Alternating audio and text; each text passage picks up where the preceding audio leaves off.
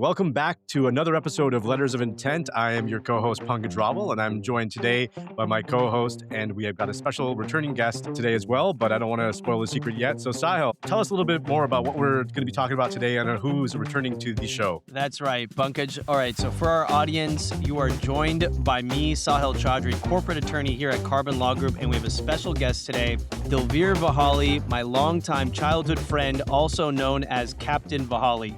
DV, welcome. Thank you. Great to be back. So for all of our listeners who don't know, DV is a multi-hyphenate. He started off in traditional finance at Kirkland, and today he's on the cutting edge of crypto at CoinFund. He's a pilot, a sailor, a wine entrepreneur. DV, I've known you as a person who lives life on the edge, so it does make sense that you would be drawn to an emerging technology like crypto. But in your words, what draws you to this world of cryptocurrency? Sahil, you've always, like we were talking about, been a great hype man and always great to kind of see some of the things I'm doing through your eyes because it doesn't feel that exciting on a day-to-day basis. But you're right, it is. So what drew me to crypto? It's a lot more boring than it sounds, but I guess sometimes you have these things innately in you. I've always loved technology, like since a young age. I was doing the puzzle computers on my own. Like I'm always the annoying guy who has like Alexa connected to everything in our house. And so I think like it's that same kind of love of tech when it's like mixed with finance. It's a very, I think, easy segue into crypto. The actual story was after leaving Kirkland, I went to the Chernin Group, which was a growth equity fund, and they were kind of in the consumer space. The Chernin Group decided to raise a crypto fund, right, to invest in startups that were essentially doing consumer things on blockchain. And so we were looking at like NFT startups and digital art galleries and stuff like that. And going from this like very traditional Kirkland doing LBOs, it was kind of a very interesting path. But what I liked about it is that it really felt like a maturing industry that needed professionals and seasoned professionals to kind of bring that traditional finance into this. And attorneys are, as you guys know, are usually very risk averse. And so the folks who were kind of, I guess, trickling in here kind of had this sense of adventure, right? And of like taming this new industry. And I really liked that. I thought there was like these new rules we were creating. You're literally creating new markets. You're figuring things out on the fly. It was a little different than traditional finance where these things have been in play for decades, right? And while you make impacts on the edges, crypto to me seemed like a place, especially as a deal attorney, where you could really make big deals up front and really precedent setting deals. And so I really liked that opportunity. I think in crypto, we really make the market for how you do things. So why do you think that a company like Chernin, which is in traditional media, was interested in diving into something like crypto?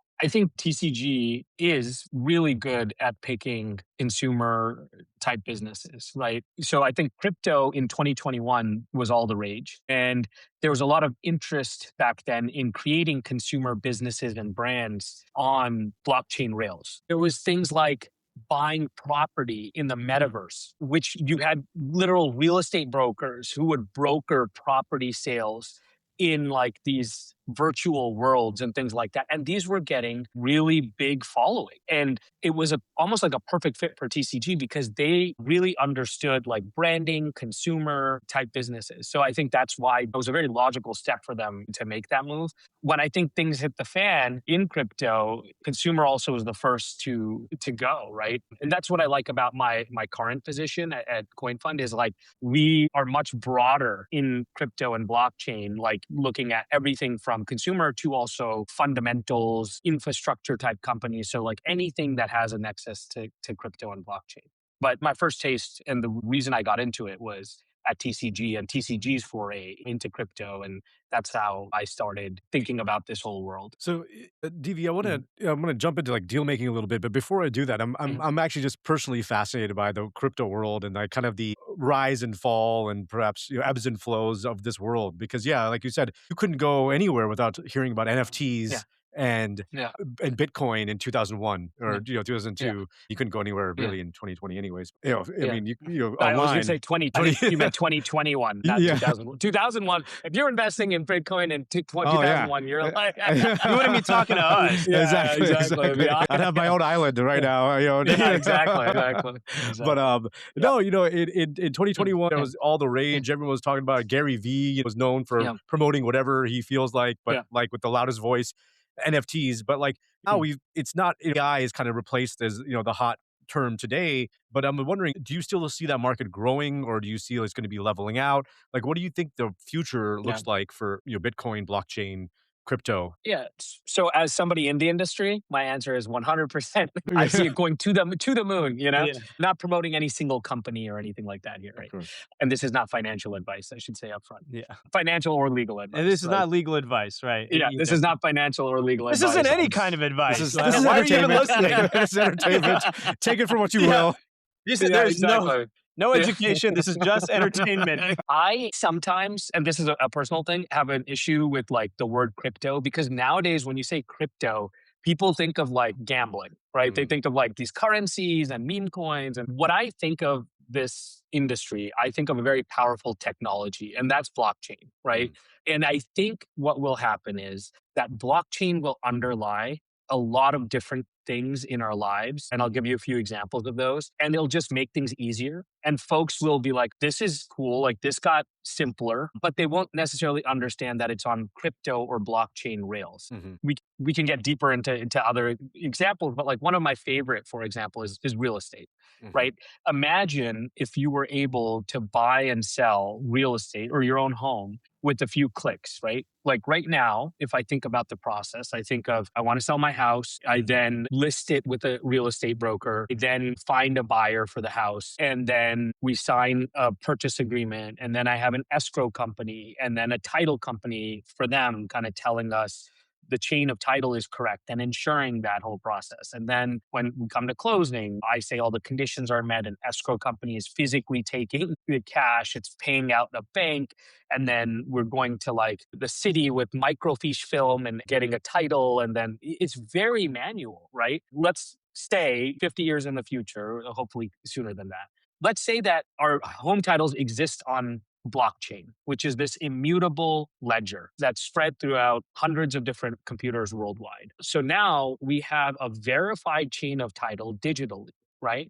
And let's say I want to sell my home to Sahil for $10, right? We come up with the pricing. Sure, that is still probably pretty traditional. But instead of signing a paper contract and then like your broker saying, you didn't sign this part or this part, it's all digital. It's a smart contract. And then Sahil comes in, he has an inspection requirement, he has loan contingencies. But when he checks all those boxes, this smart contract itself, it's just computer programming, is taking the capital from Sahil's wallet and taking the title from wallet, right? And it's just exchanging them. And what's kind of amazing about it, right, is you cut out all those middlemen, you cut out your title insurance and your escrow, the transaction costs are less, the timing is quicker. And look, I understand there are probably real estate professionals who are like, well, there's this, and this, and there's things that you're missing. And I get that. But at the end of the day, you can understand how this type of technology can really be beneficial in making things quicker and more accurate and cheaper to do. And so those are the types of things that I love, these kind of real world examples, because I think when we talk about crypto, we talk about Bitcoin and Ethereum and meme coins and things like that, which is also a huge part of it. But these real use cases, I think, are great. Yeah, absolutely. Yeah. So, DV, that's really fascinating, and I appreciate you kind of explaining that to us because, I think it's a complex world. Yeah. I tried reading a white paper on Bitcoin once, and I think I fell asleep halfway through. So it is not my claim to fame, but I want to understand this, and it is a fascinating area. And now I want to shift a little bit to, I think, financing. We work with a lot of startups, and you've worked with startups, you work in startups, in startup world. But I know, like, we hear a lot about VC firms and startups raising money through VC, but cryptos, I think, approach it a little bit different way. Can you tell us a little bit more about how cryptos approach finance and raising money versus a traditional SaaS startup? Yeah, so I think there's a lot of overlap, right? But deal making, I think, in crypto is about people as much as it's about the document. So when I'm sitting across from a founder in crypto, they're not thinking totally in terms of securities laws or LP returns. they're building something that can actually run without them on blockchain. So a lot of my work is almost like translation work, trying to bridge this gap between this DeFi kind of ethos and the discipline that comes with institutional capital without kind of sacrificing us being founder friendly. So what that kind of means, right, is in traditional finance, we all kind of know the game, right? It's you have pure equity, you have like, do I want a board seat? What's the option pool like? And there's certain checklists. To that in crypto, this whole thing of tokens, right? And what are tokens? And is that a way for the company to gain additional revenue? Do I need a piece of that? As an attorney, I'm thinking, where else can revenue accrue to? Where can profits come out?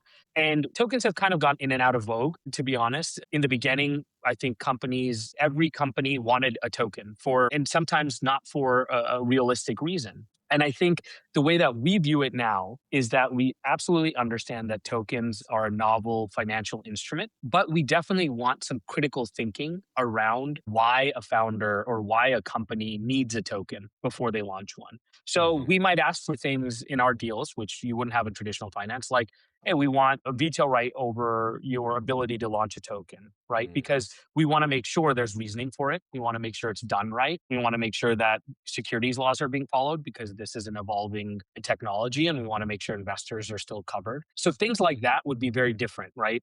And then the biggest part of it is, do we just want tokens? Do we just want equity? That's going to be the biggest difference, I think, between traditional finance deals. Most often where we end up is we have an equity deal with a token side letter or token warrant saying, if you ever launch a token, we get part of that, right? And that's kind of where we usually end up.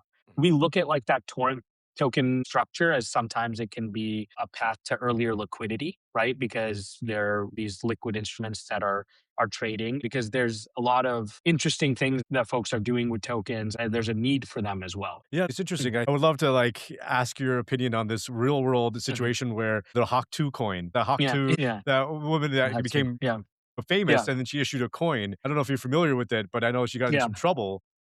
Yeah. If you were advising her, what would you have said to her early on with this? Yeah, I mean, those are examples of like meme coins, right? There's nothing kind of backing them. It's more like a collectible. And so I don't know the details of why she got in trouble. It probably had to do with the way that they were promoting it and things like that. I believe so, yeah. There are steps you can take, even if you're issuing a meme coin, of like making sure you do the promotions correctly, the way that you issue it is correct. Basically, there was, frankly, like this detente, I think, in the industry of like, hey, if you do it this way, this is going to be like the gold standard. We still don't know what's going to happen, but that is changing now, I think, with the current laws that are coming into place. So it does feel like we're in the Wild West right now. The regulatory landscape is not black and white. You're in a gray area. And at the same time, if we look at, let's say, American history, that's when fortunes are made, is when there is some kind of gray areas. How do you think about being M&A attorneys working in traditional finance, we are familiar with an equity stack. We're familiar with options, equities. We're familiar with what looks like a security and what isn't a security. And in this case,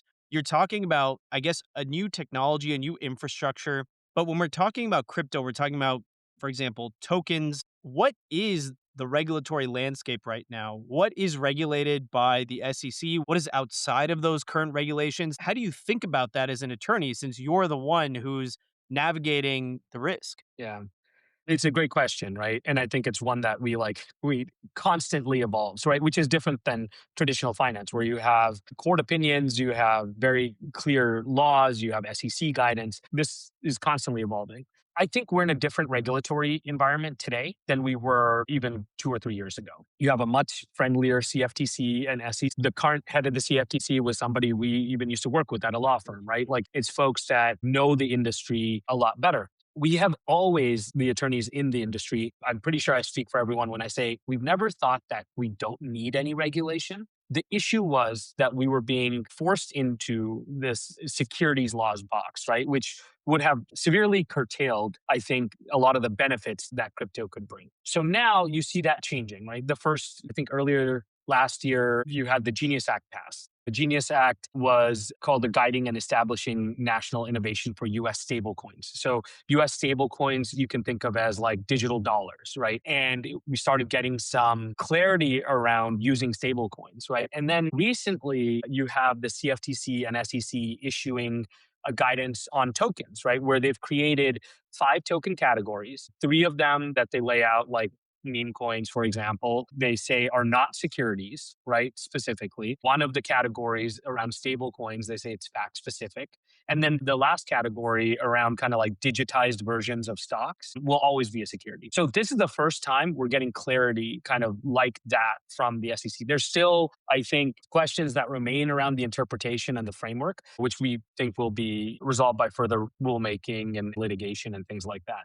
But it removes a lot of meaningful uncertainty for those of us in the ecosystem. And then we are really looking forward to legislation that's currently kind of working its way through, which is called the Clarity Act, which will add to these designations and give even further foundation to some of the token concepts. So you've mentioned stable coins. What are Yeah. stable coins and what's the difference between stable coins and the other coins? So stable coins generally are backed by actual what we call like fiat currency. So you have 100 million US dollars, then you have 100 million US DT or USDC, our famous ones, right? And what it's saying is like, look, we have an actual treasury of this stuff. These stable coins or like digital dollars are actually backed by dollars that we're holding, right? So it's not something that should really fluctuate. It's usually pegged to a fiat currency. And it's becoming a great way to transact because the rails that stable coins use are cheaper to send people money and they're quicker, especially doing like international deals and things like that. I know we were having a conversation about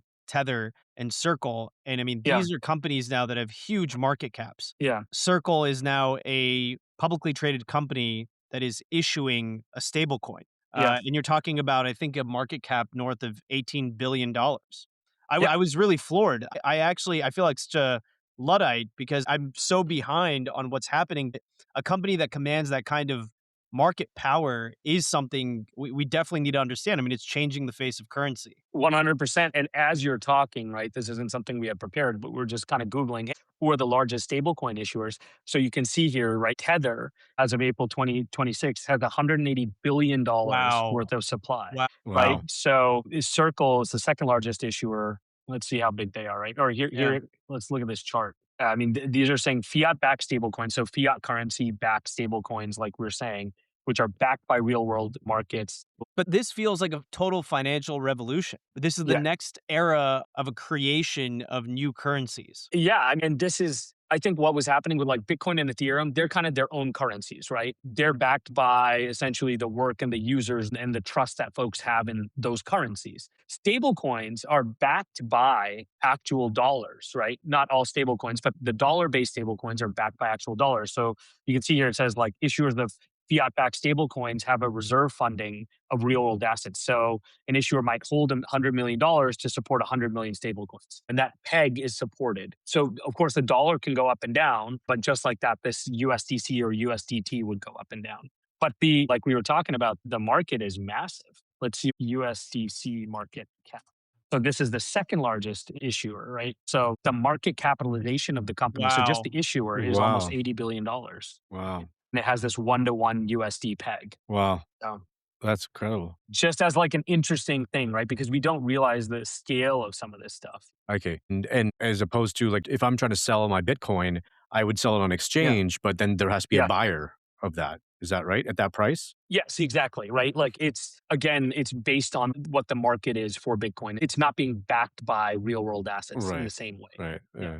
This is interesting. It's fascinating. Yeah. So one thing, DV, that we were talking about kind of offline was how frictionless these coins are in terms of, for example, if you have to make an international payment, Mhm. currently you might have to wait 3 to 5 days. It could take more than a week sometimes to see the funds actually in your account. Yeah. There are SWIFT codes. There's all Yeah. kind of friction. And so is the valuation that we're seeing, are these massive valuations because there's speculation that these coins are going to fundamentally change finance and make it frictionless? Is the value related to the kind of railroads you mentioned, that there are blockchain railroads that are being built as kind of financial infrastructure? Like what accounts for massive valuations? I think it's usage, right? Like you're not getting market caps like these if they don't have users actually using this stuff day in and day out. What we were chatting about, I think at some point, was we were trying to make an investment in the UK in a European company. And it almost took us like 3 weeks to get the funds where they needed to be. And it's because you're sending it, this bank is talking to that bank, they're making sure there's this other bank involved. And the whole process just took forever. Whereas if you're using USDC, you send me your wallet address. To get the wallet and things like that, there is a KYC process generally, because that is part of the larger issue, I think, some folks have with crypto. At this point, you have those KYC regulations to get the wallet. And so once you're KYC'd and you have the wallet, it's me taking your wallet address. I'll make a test transaction. Let's say I want to send $10 million. I test it first by saying, hey, I sent you $1. Did you get it? You confirm you got the dollar or the amount, and then I send the rest of the money. And it's kind of over blockchain rails. And it's a much quicker, frankly, and easier process that way than we felt like sending a wire and having to deal with all these various issues. I think the reason you're seeing market caps like this is, frankly, it is the way of the future. I think Yeah. it is the way I that folks will finance things in the I future. watched this documentary by Neil Ferguson called The Ascent of Money, where Yeah. he talks about how the original paper notes were IOUs so that merchants in different cities could exchange goods. And they were able to, the banks were actually benches of merchants who had relationships where they would honor a certain IOU. And also Yeah. that the original bonds were war bonds. So, like Florence, when they needed to go to war and they needed to raise money, they were issuing bonds to the public. And then that set the floor on interest rates, because that's you have to beat Yeah. that for it to be worth it, because the government is willing to pay you that amount if you are willing to loan your money to it. That the bond market kind of set the floor there. And that financial innovation of like Florence and other Italian city states, that set the tone for currency even to today. So is this kind of the next revolution? We'll one day talk about paper notes as a thing of the past, but Yeah. this is all happening. This is going to start happening through wallets. And will governments start issuing tokens? Where do we go from here? What does the future hold for crypto? Again, like my personal take is that currency is too powerful of a lever for like governments to let go of, right? I don't think that, and I think that's why there's been some of this, let's say, regulatory hostility towards some of these like currencies popping up, because currency regulation is a massive function of the government, right? And we entrust them to do that. So there are these things called like gov coins, which are like government issued, again, like digital dollars that are backed by like, it doesn't exist in the US, but like that would be backed by like the treasury. I mean, I could see that being a thing. I could see stable coins where the US continues to issue fiat currency, and then you have these other issuers that convert them into these digital dollars. I can see those definitely being, I mean, we're already seeing it. Look at the market caps, like more and more relied upon as forms of value transfer. And okay, I mean, there's Mm. another major transformation happening right now with AI. How is AI affecting cryptocurrency and the market? So it's an interesting thought. Like, I think that like when folks are allocating investment dollars, emerging technologies is like a bucket for them, right? And AI, and rightfully so, has the attention, and it's the new hot thing now. So a lot of the dollars that I think emerging technology is taking are they're going to AI. So crypto's taken a little bit of a backseat, I think, in terms of like where a lot of the investment dollars are flowing.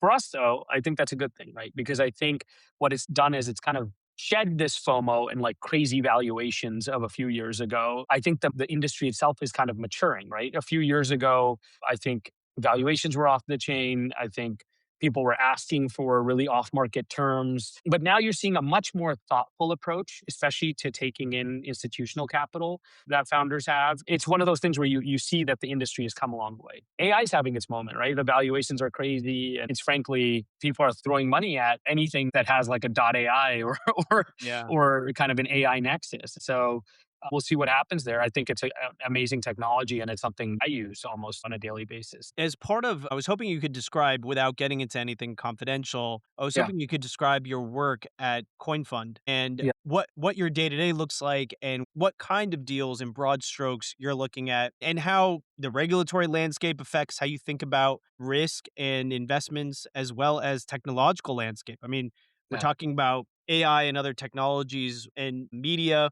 For example, we're seeing this merging of worlds, like OpenAI buying a live YouTube show, Twitter stream show called TBPN. And you're seeing this merging of AI, media. How does that play a role when you're looking at these deals? Are you seeing the ground shift beneath your feet? Or what is your kind of basic philosophy when you're looking at deals? Yeah, I think of myself here at CoinFund as like the deal execution department. So we have an investment team that goes out and sources deals, and like they're experts in the industry. They are the ones that kind of figure out what direction we want to make investments in. And then they'll come back and tell me about it. And they'll say, like, hey, we want to think through investing X amount of dollars at X valuation. I say, that's great.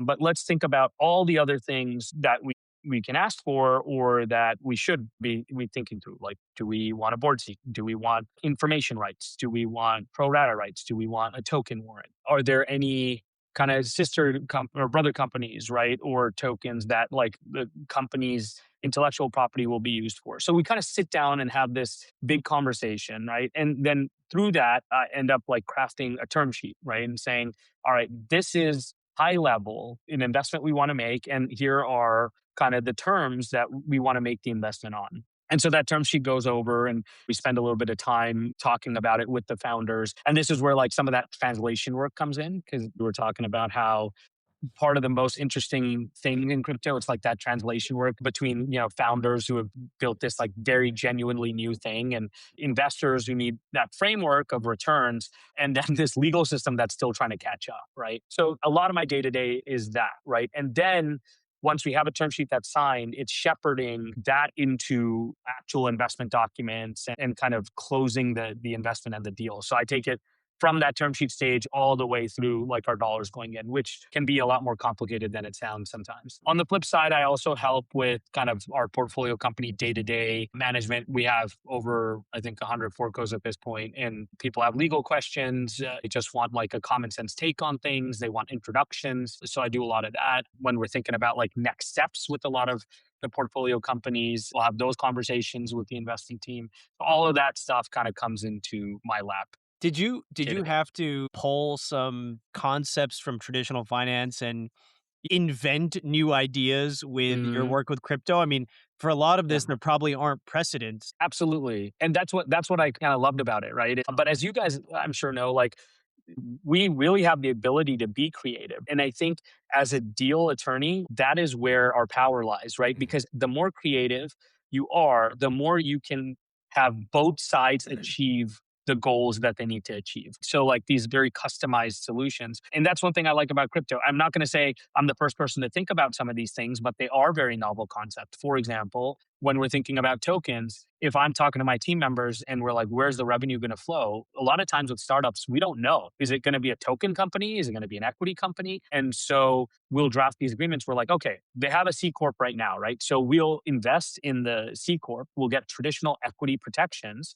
And then we'll have this document called a token warrant, right? Which says that if you ever launch a token, we get the same percentage in that token supply as we do the equity supply.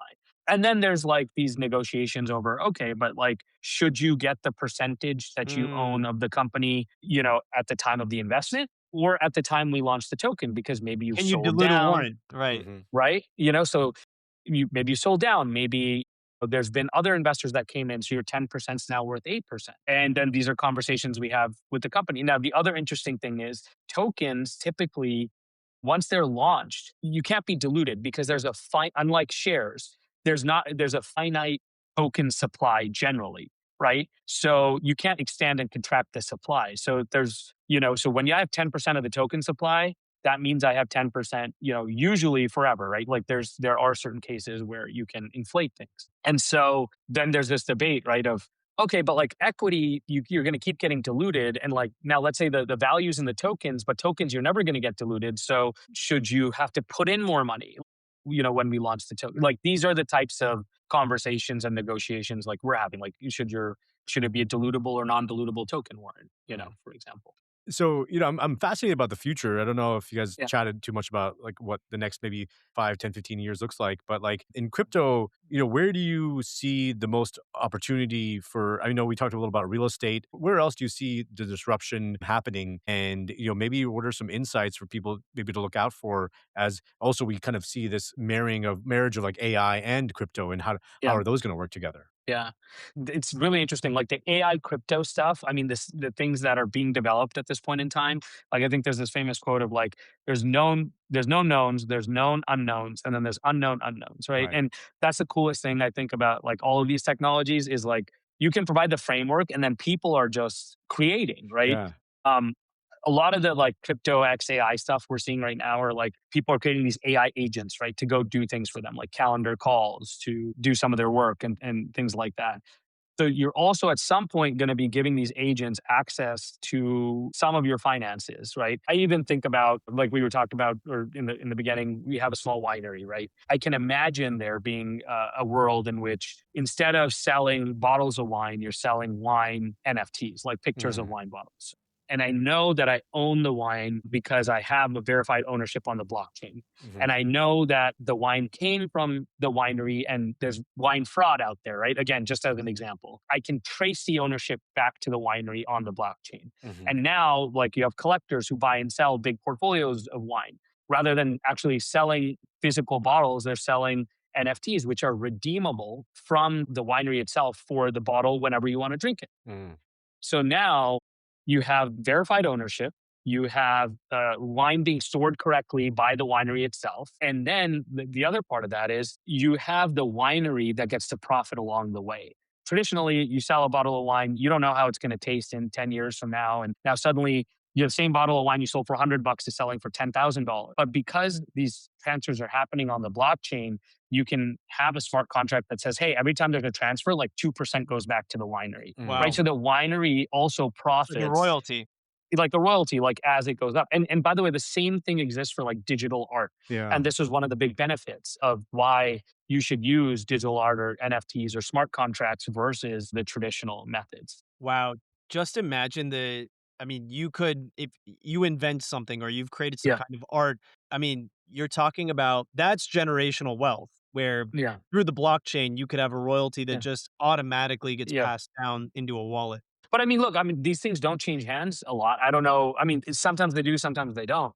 But at the end of the day, like it would be great if the original artist or the original winemaker, whoever they are, like could, profit off of their creation becoming bigger and bigger in the future. Yeah. I also love that you said I have a small winery. You can just say winery. That's like when people say I went to school in Boston. Okay, we know it's Harvard. But Uh, speaking of which, let's give a shout out to your winery. Let's Yeah. hear a little bit about that brand and Oh, yeah, that sure. concept. Yeah, and where Yeah, can we I'm buy the not, NFT? Where can we buy the yeah, NFT for your exactly. winery? Yes. we're big wine fans. I mean, Yeah. DB, I think you know that about me. Mhm. I love sitting down and drinking Yeah. some Vahali vines. Next podcast, Yeah. we got to do some tasting notes on podcast. That's Yeah, it. We should do the 100%. next one Yes. as a tasting. Yes. Yes.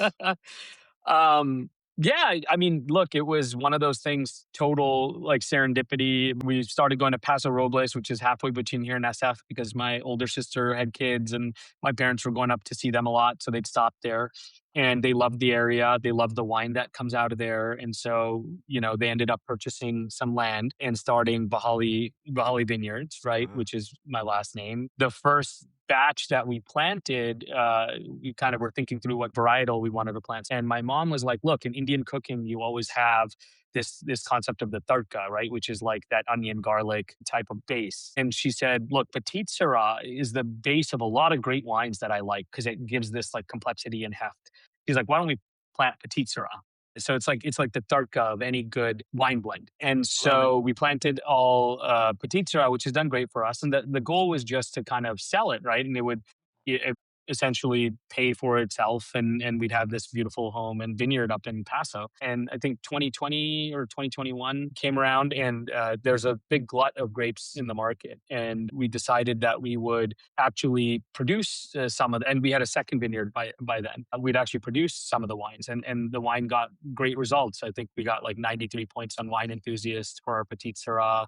We started producing a Cab and a Grenache and now we even have a rosé, a Grenache rosé Wow. called Gulabo. And so we've and then we leaned into the South Asian heritage. So my mom paints all the labels and we have about 7 or 8 different varietals. And we have a lot of fun with it. It's definitely like a family thing, and we sit together during Thanksgiving, and we have like the straight up varietals, and we kind of blend and do a blind tasting and choose which one's our favorite, and then kind of produce that the next year. And so, Amazing. yeah, it's been DV, fun. next Amazing. time we need to do this over some Vahali Vineyards. We're gonna Hundred do that. percent. I think we Yes. could do an Yes. episode on each of the things that you do. But I think for today, we're going to let our audience digest all of this information about Yeah. crypto. I know Yes. I feel like I learned a little bit more. I'm a little bit more knowledgeable about this industry. I mean, it's something very important. It's affecting all of our lives. I mean, you have multi-billion-dollar market caps now for publicly traded companies that are issuing these coins. So it's critical to understand, we can't run from change. We need to understand it. And I know that's what this conversation has done for me. I feel ready to explore this topic and subject in much more detail now. So thank you so much for joining us. Do you have any kind of comments or thoughts, anything that you Mhm. feel like we missed about this industry, or anything that you want our audience to know about crypto as they kind of venture off and learn more about the industry? Yeah. The only thing I'd say is, look, I think we scratched the surface and some of the bigger things today. I think people are often intimidated by it. And I think the industry needs to do a much better job of being user friendly. And I think we're getting there. And it's absolutely not an overwhelming thing. It's one of those where you start with, making a small investment in coins or looking at some NFTs. And I definitely believe that given the volatility, even over the last decade, you can see that the industry's here to stay. So it's not going anywhere. Yeah. That sounds fantastic. And I really want I want to thank you again for sharing all your insight. You have a wealth of insight on the legal side and as well as on the operational side when looking at this kind of new and emerging industry. Whether people believe it, I mean, like it or not, this is going to be the future of trade just because we're going to be working in a digital world more and more. And I think people need to be ready for that and learn about it and educate themselves. And Dilveer, I want to thank you again for providing some of that education and really providing great insights on this new and emerging industry. For everyone out there listening in our carbon community, thank you so much for joining us again on another episode of Letters of Intent. We look forward to seeing you next week. Stay tuned and keep on making your deals.